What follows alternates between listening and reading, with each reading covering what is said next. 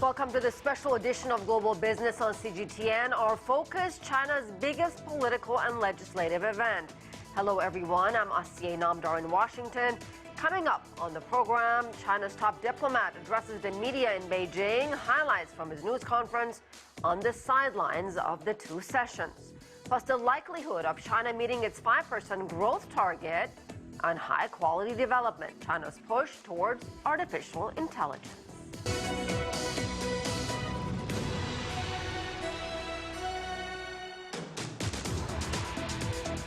And we begin with China's biggest political and legislative event underway in Beijing. Thousands of lawmakers and political advisors are there. It's a closely watched tradition in the press. It's the press briefing, rather, by the foreign minister, China's foreign minister Wang Yi, who's laid out Beijing's diplomatic priorities for the year. CGTN's Wang Fei reports. Well, we heard extensive comments on topics ranging from China-U.S. relations, regional security, the global south, and so on. But Mr. Wang starts with laying out China's role on the diplomatic front. He says that China will stand on the right side of history and promote human progress, seeking strength through unity. He also highlighted some achievements in China's head of state diplomacy. Here's more on what he said. The year 2025 is important for both China and the world. There will be new highlights in China's head of state diplomacy. Last month, President Xi attended the opening ceremony of the Asian Winter Games, marking the beginning of the diplomatic events that China will host this year. We will solemnly commemorate the 80th anniversary of the victory in the Chinese People's War of resistance against Japanese aggression and the World Anti-Fascist War, and hold a series of major events, including the Shanghai Cooperation Organization Summit. President Xi is expected to make a number of overseas visits.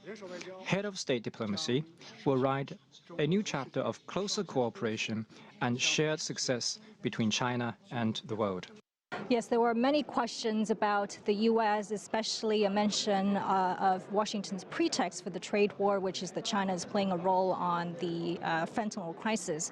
On that, Mr. Wang responded by saying that China actually has some of the toughest anti-narcotics measures in the world, and it's helping the U.S. curb the illegal drug on humanitarian grounds, and the U.S. cannot return good with evil. And he says that China-U.S. relations should be based on reciprocal cooperation.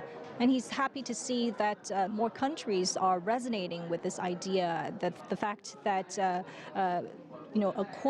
three-quarters of the countries in the world have joined the Belt and Road Initiative, really supporting China's idea of building a community with a shared future for mankind.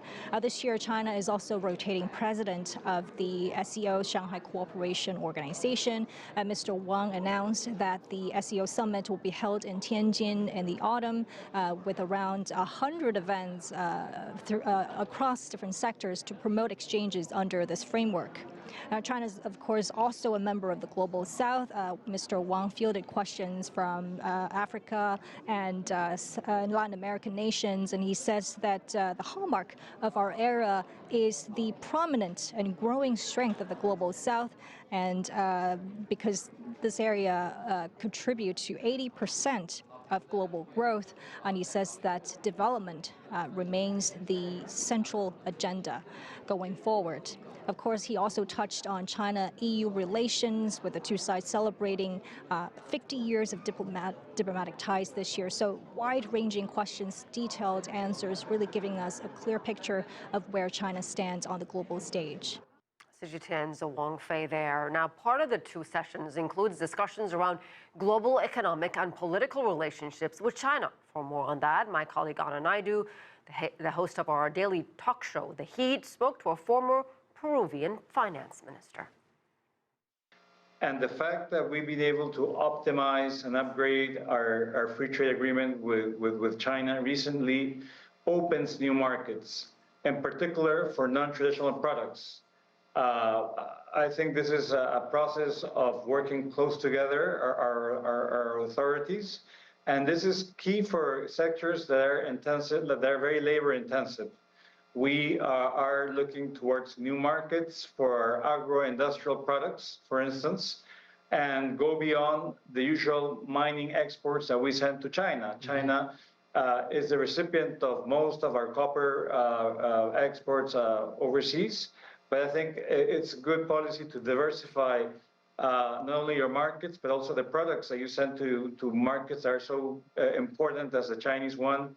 And part of this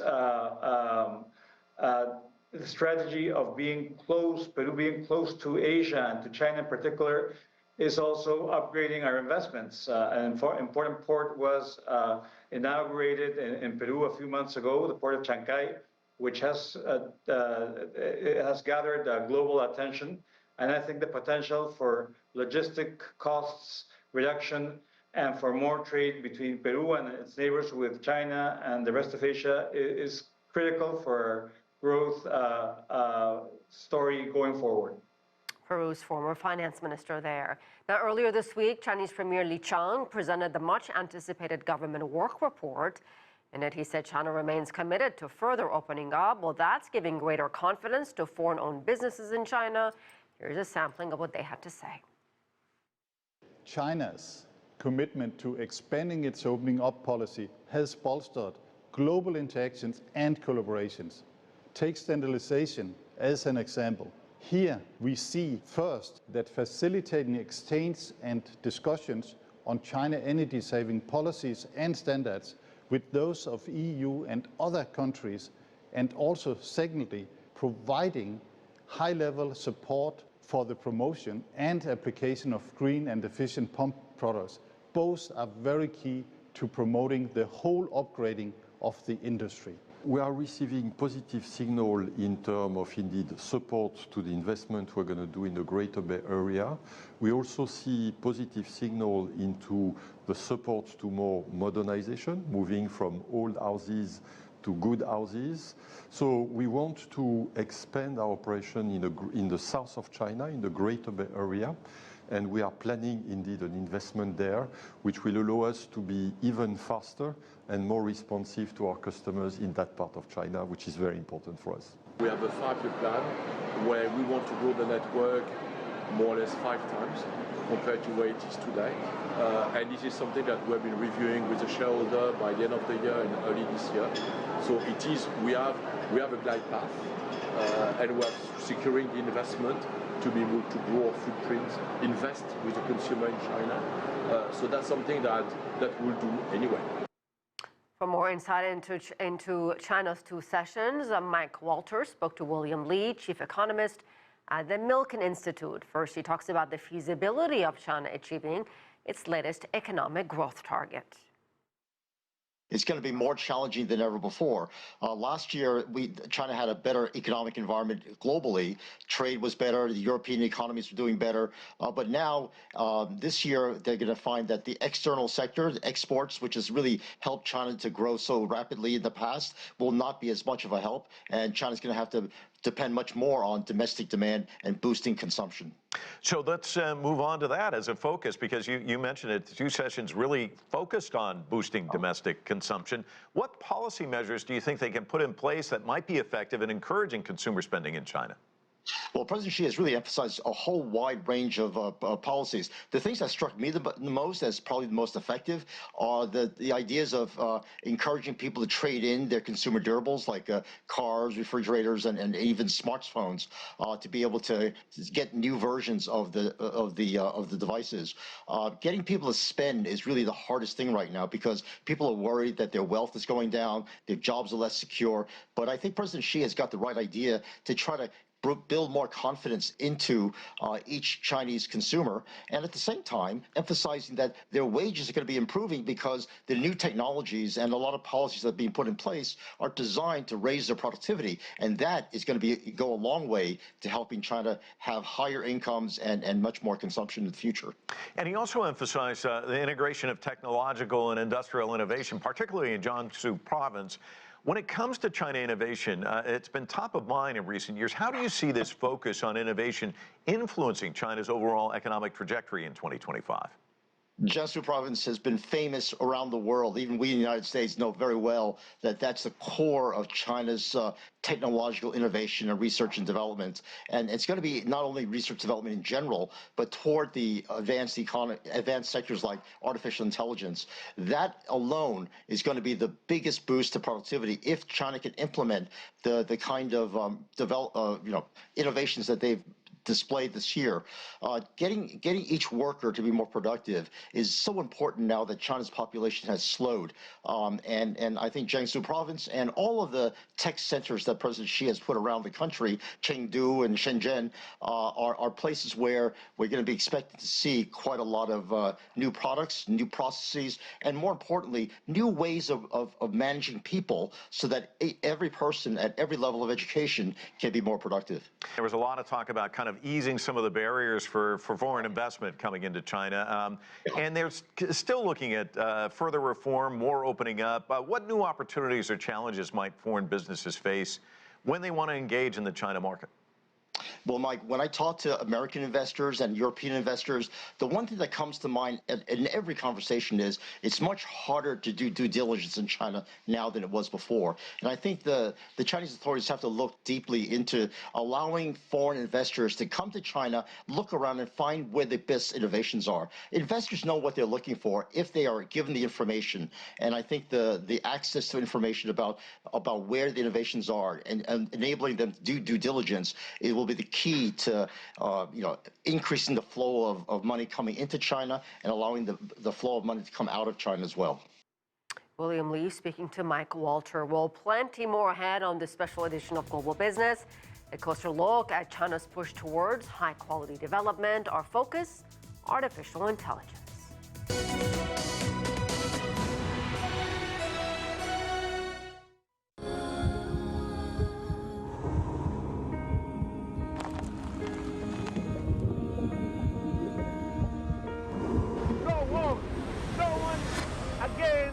Holding guns towards protesters.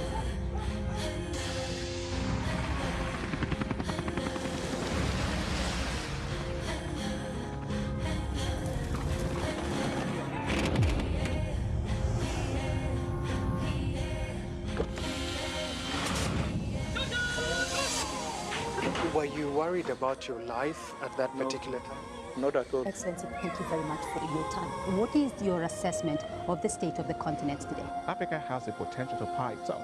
Excuse me.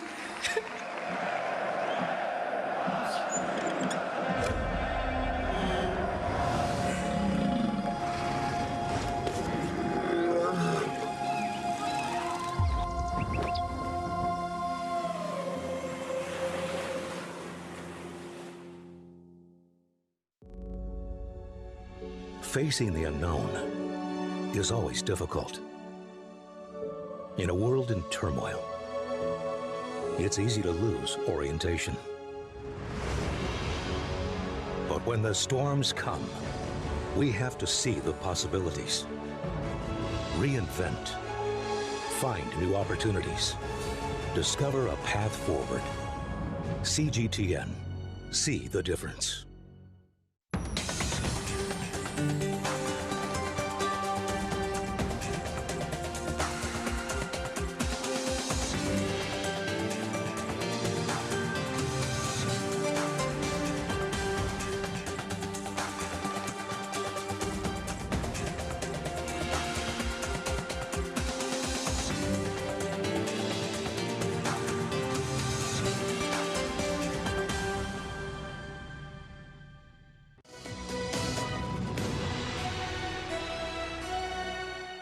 China is planning to launch a Sci and Technology Board in its bond market later this year. The announcement was made by the governor of China's central bank. He says the goal is to help financial institutions and other firms to issue bonds that support scientific and technological innovation. In addition, the central bank would double the size of its lending program for science and technology to the tune of about $138 billion. Any conversation about technology and the future, of course, includes artificial intelligence. More businesses in China are integrating large AI models to boost productivity. Enhancing AI capabilities and infrastructure have become a key priority. Wang Fei spoke to Mila Wei, Senior Vice President of telecom giant ZTE. AI is reshaping the global economy, and China has made major strides in boosting computing efficiency and cutting costs. The success of DeepSeek is testament to China's strength in AI innovation. We've advanced the core technologies like chip design and algorithm optimization, while improving efficiency through cloud and edge computing. These breakthroughs lower AI adoption barriers and offer new pathways for global AI development. Studies show that 1 yuan invested in computing power can generate 3 to 4 yuan in GDP. How critical is computing power to China's future economic growth? Computing power is vital to digital transformation across industries, including smart manufacturing, smart cities, fintech, and healthcare. Some applications are less visible but already have a huge impact. For example, computing power enables large-scale medical imaging analysis and gene sequencing. This helps doctors make more accurate diagnoses and personalize the treatment plans. This year, I recommend promoting the application of AI in health technology assessment to improve the quality and efficiency of medical services, supporting the Healthy China initiative. AI models are being applied in many industries, including manufacturing. But SMEs often lack the computing power or expertise to implement them. How can we make AI more accessible to smaller companies? The implementation of large AI models in manufacturing is a crucial challenge we currently face. Overcoming the high costs and complexity of AI adoption is key. We can tackle it from 3 angles. First, expand computing infrastructure to boost supply and lower costs. Second, develop AI models tailored to specific industrial needs, lowering user barriers. Third, invest in talent development and technical training so businesses can better understand and apply AI.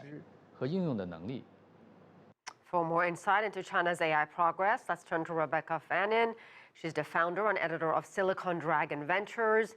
Welcome to the program, Rebecca. What do you think is behind the success, if you will, of China's rapid AI advancement? It has to do with the huge talent base of engineers and the technology hubs, such as around Tsinghua University. It has to do with the incredible patents that are coming out of the leading universities. And China is ahead of the US right now on the number of patents and also on the research papers. Now, in terms of government support, China has a lot of government support for AI, for its AI startups and its AI tech titans as well. So a lot going on with tech titans of China. And the development of China's AI truly instrumental, isn't it, in the country's economic transformation, even moving forward? Well, it is, because this government investment policy affects industry, it affects healthcare, it affects smart cities, it affects education. This is really good for a highly urbanized population like China has, and also an aging population. So if you can get some of these AI applications into various fields, it can make them more efficient and more useful. And what about in terms of a competitive edge with these Chinese AI companies? Let's talk about DeepSeek for a moment. Low cost, high performance. I mean, in terms of rivalry with OpenAI or Google DeepMind, what are your thoughts on that? Well, I think everyone was surprised by DeepSeek. It kind of came out of nowhere suddenly and was the talk of the industry for several weeks. And now there are other DeepSeek rivals that have emerged. It doesn't take long for something innovative to happen and then many copiers. So DeepSeek won't be the only one out there. There are many others who are coming up that want to be just like DeepSeek from China and the US. So Rebecca, in terms of bridging the digital divide with the global South, AI technology and progress can not just benefit China, but also these other regions in the global south. Well, that's true. And the Chinese AI companies are moving into the global south, and their efficiency is very good for developing economies. They may not be able to afford the chips that OpenAI is using, but maybe they can afford the lower cost chips and that are still efficient. So the fact that China's AI companies are moving into developing economies in Asia, in Africa, in Latin America is a positive for global growth, I think. Positive for global growth, Rebecca, but do you have perhaps concerns with the risks and challenges that AI progress comes with? Well, I think there are a lot of views on that topic, and that many experts are concerned about the data privacy issues and the national security risk. We saw that AI companies were restricted from investment in the U.S.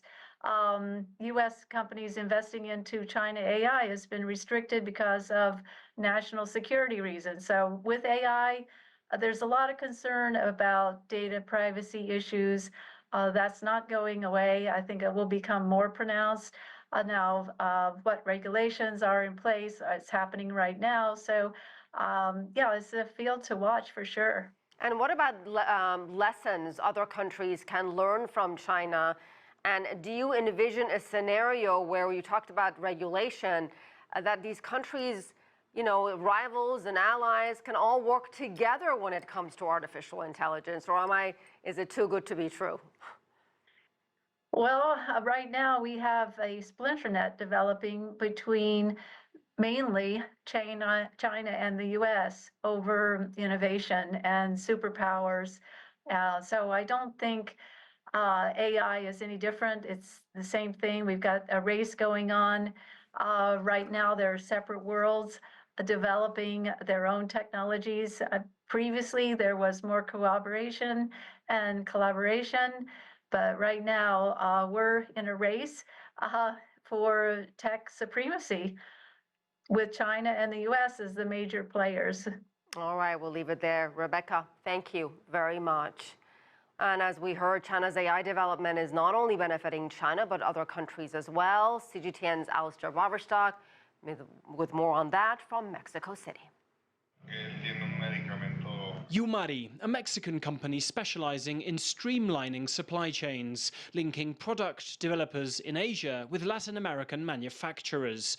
Umari's chief technology officer, Taliesin Oppenheimer, says AI is an essential tool for tech startups like his. Everything from standardized request for quotation documents to actual quotation documents to spec sheets, rating suppliers, ranking suppliers, sourcing suppliers. Pretty much all of like the sourcing and a good chunk of the product development work gets parsed through various AI agents. AI is expected to contribute more than 5% to Latin American and Caribbean GDP by year 2030, around $500 billion. But that still lags behind more developed regions. International trade analyst Luis Rosano has been tracking the region's progress in AI. You need to have the critical mass and the ecosystems that are very few places that you have it, like some places in Brazil, Mexico City, for example, but see, there is a massive opportunity for entrepreneurs to fix very simple Latin American problems in health, in education, so things that AI can empower. We still have a lot of work to do. The US is pumping massive resources into the AI race, with $500 billion of investment announced in President Trump's Stargate project to fund AI infrastructure. Forbes magazine calls the world's top 50 artificial intelligence startups by venture capital valuation the AI 50. 39 of those 50 companies, nearly 80% of them, are based in the US, with most of them in Silicon Valley. At least half a dozen Chinese AI startups have achieved billion-dollar unicorn status. Known as China's AI tigers, Umari founder Andres Diaz says one of them, DeepSeek, is blazing its own trail. Trump announced Project Stargate, and a week after that, China comes out with DeepSeek. and shows that you don't need 500 billion in infrastructure to create good AI. Diaz says China's AI leap forward can serve as a model for Latin America. If that shows in the way of Chinese companies investing in Mexico and doing talent training and technology transfer, that would allow for us to be able to learn from what they've done so well, which is the development of AI without massive investments in infrastructure. Alistair Baverstock, CGTN, Mexico City. And finally, Chinese AI is also being used to bridge language barriers and for promoting cultural exchanges. CGTN's Daniel Arab Moy meets a young Chinese woman who's using the power of AI to create viral multilingual videos. This socks is very popular in Africa. Meet Fu Jiangyan, an entrepreneur operating in China's Yiwu International Trade Market. Fu Jiangyan is turning heads with her innovative approach to selling socks.